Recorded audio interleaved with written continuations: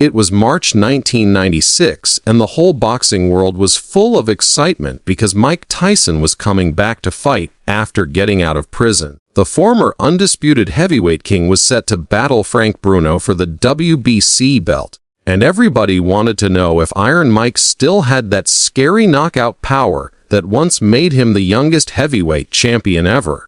At just 29 years old, Tyson was still the most terrifying man in the sport. Spending 3 years away because of his prison time had not hurt his image as a destroyer at all. If anything, people wondered even more about him, and that only made him look more dangerous. But another true heavyweight legend was there that night inside the MGM Grand in Las Vegas, Muhammad Ali. At 54 years old, Ali did not move like he used to because Parkinson's disease had slowed him down. His fast talking was now slow and careful. Still, when he walked in, every person in the place showed him respect. Every person except Mike Tyson. The feeling before the main fight was wild. Famous people, old boxing stars, and reporters from everywhere came to see Tyson return. In the best seats, Muhammad Ali sat calmly with his wife Lunny and watched the early fights like a man who already knew every trick in boxing. Everyone could see his illness more clearly now. His hands shook harder, and he moved slowly, like his body did not listen to him the same way anymore. But his eyes stayed bright and smart, the same eyes that had looked straight at Sonny Liston, George Foreman, and Joe Frazier without fear. News traveled fast around the arena that the greatest boxer of all time was there. Fans turned their heads trying to see him, and many young fighters on the card came over to say hello and show respect to the man who turned boxing into something beautiful. Mike Tyson, though, was thinking only about himself. He had just left prison, and he wanted everyone to feel his power again. In his mind, giving respect to older champions looked like weakness, and he could not show any weakness at all. Between two of the early fights, Tyson walked through the VIP area with his big group of trainers and friends. People moved out of his way fast because they still remembered how scary he could be. That is when he saw Muhammad Ali sitting there. For almost any other boxer, meeting Ali would feel like a dream, and they would say thank you for everything he did for the sport. For Tyson, it became a chance to prove he was now the only king. Ali was talking quietly with former champion Larry Holmes. When Tyson came close, the whole area got quiet. Everyone waited to see these two legends meet. "Look who it is," Tyson said very loud so everyone heard. "The old guy who never stopped talking." Those words hit hard. Ali looked up slowly with no change on his face, but people near him looked shocked and angry. Lunny got red in the face, and Larry Holmes moved in his chair like he did not know what to do. Tyson kept going because he liked the attention. He wanted the world to know the old champions were finished and he was the new boss. "You know your problem, old man," Tyson said with a mean voice. "You only beat easy fighters and acted tough. If you fought when I was around, I would knock you out in 2 rounds. Nobody around them spoke. This was not normal trash talk before a fight.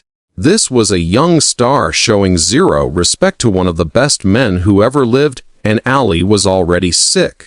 Ali put his shaking hands on the arms of his chair. Nobody knew if the shaking was from the disease or from feeling bad inside. For a few seconds it looked like Ali would say nothing. Then Tyson went even further. "Look at you now. You can't talk normal. Your hands won't stay still. What kind of champion are you?" People close by could not believe what they heard. This was not just rude. This was attacking a man who was already hurting. Tyson broke every rule of respect that boxing is supposed to have. What happened next lasted only 30 seconds, but everyone who saw it would never forget those 30 seconds. Muhammad Ali stood up very slowly from his seat. Even with his sickness, even though he was 25 years older than Tyson, even after everything Parkinson's had taken away, he stood tall and proud like the champion he always was. For the first time, Tyson looked a little unsure. He thought Ali would get mad or stay quiet or maybe talk back fast. Instead, he got something much stronger. Ali looked right into Tyson's eyes and spoke slow but strong, the same way he spoke when he faced much scarier men years before. "Son," Ali said softly, "I fought when boxing really meant something. I fought Foreman when people said he would kill me. I fought Frazier when he wanted to take my head off. I fought for things bigger than belts." He stopped for a second so the words would stay in Tyson's head, then kept going. "But you want to know the hardest fight? The fight I have every single day now. Every morning when this sickness wants me to stay in bed, I get up. When it tries to stop my words, I talk anyway. When it wants me to hide, I come out and face the world anyway." Ali walked one step closer to Tyson. Even with everything his body had lost, he suddenly looked bigger and stronger than ever. "You think shaking makes me weak. You think speaking slow means I'm finished. Son, I fight a war every minute that would break most people before the sun comes up, and I'm still standing here." The whole VIP area was completely quiet. Tyson had nothing to say, maybe for the first time ever. But Ali was not done. A real champion is not the man who wins when he feels strong. A real champion wins when he has nothing left and still shows up. Showing up when it's the hardest thing in the world, that is what makes a champion. He reached out and put his shaking hand on Tyson's shoulder. It was a soft touch, almost like a father, but it felt heavier than any punch. "You are young, you are powerful, and you are afraid," Ali went on. "I see it in your eyes. You think if you push down everyone who came before you, it makes you taller. Real champions don't push others down. Real champions lift everyone higher." Right then everyone could see the change in Mike Tyson. His angry face went soft. The mean smile was gone. He looked like a young man standing next to true greatness. Tears came to his eyes when he understood what he had done and what he had just heard. Here was a man who ruled boxing, who became bigger than the sport, who gave years of his life for what he believed, and who was now fighting the biggest battle of his life against something no punch could beat. "I'm sorry, mister," Ali, Tyson said very quietly. "I'm really sorry. I don't know why I said those things." Ali answered fast and kind the way he always did. "Because you're hurting, son. People who hurt try to hurt others. But champions help people heal." Then the two men hugged, and that picture stayed in every person's heart who saw it. Two of the scariest fighters in history became just an older wise man giving love to a younger lost man. The story flew through the whole arena that night. By the time the fights ended, everyone in boxing was talking about it. But it touched more than just boxing fans. It touched anyone who ever felt knocked down and had to stand up again. Tyson won against Frank Bruno later that night and took back the WBC title. But the bigger win was what happened with Ali. For years after, Tyson told everyone how Ali taught him the real meaning of strength. "That night, Muhammad Ali showed me what a true champion looks like," Tyson said many times. "I thought being tough meant hiding every weak spot. He showed me being tough means getting up even when you feel weak." That short meeting changed how people looked at fighters who get sick or hurt. Ali proved that being great does not end when the body slows down. Sometimes it shines even brighter. In 30 seconds, Ali turned cruelty into a lesson about kindness and respect. He showed that real power comes from staying calm when someone attacks you, from answering hate with wisdom, from teaching instead of fighting back. Tyson learned that being a champion is not only about beating the man in front of you. It is about beating the voice inside that says quit.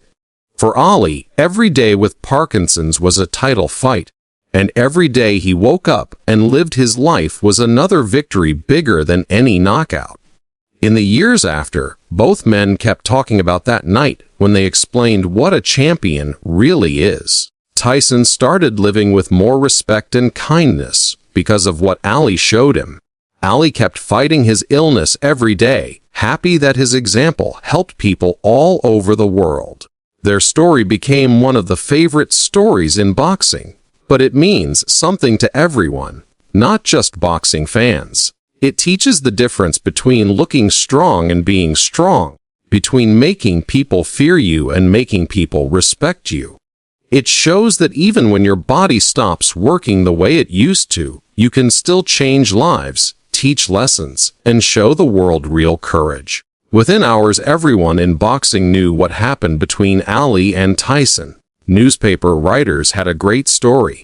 At first, some got it wrong and only wrote about Tyson being rude.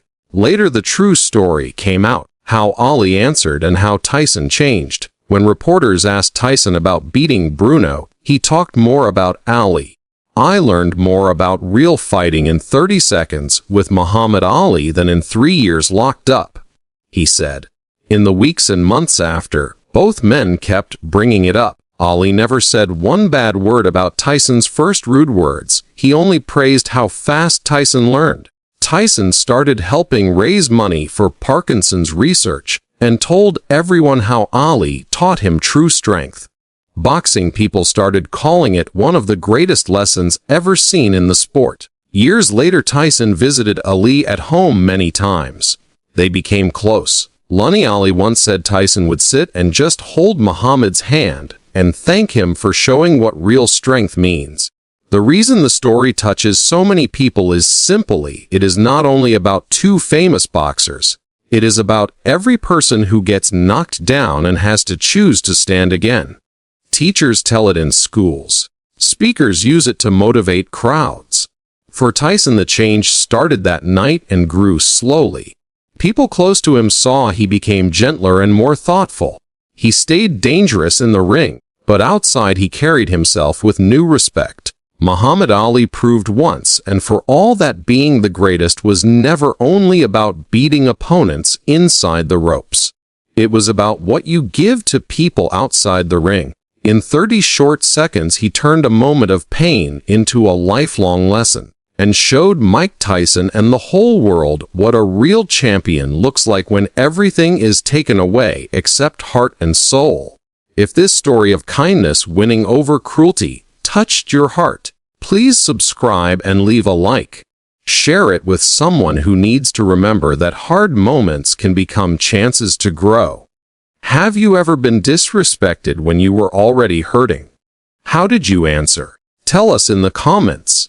And turn on notifications so you never miss more stories about how true champions face the toughest times.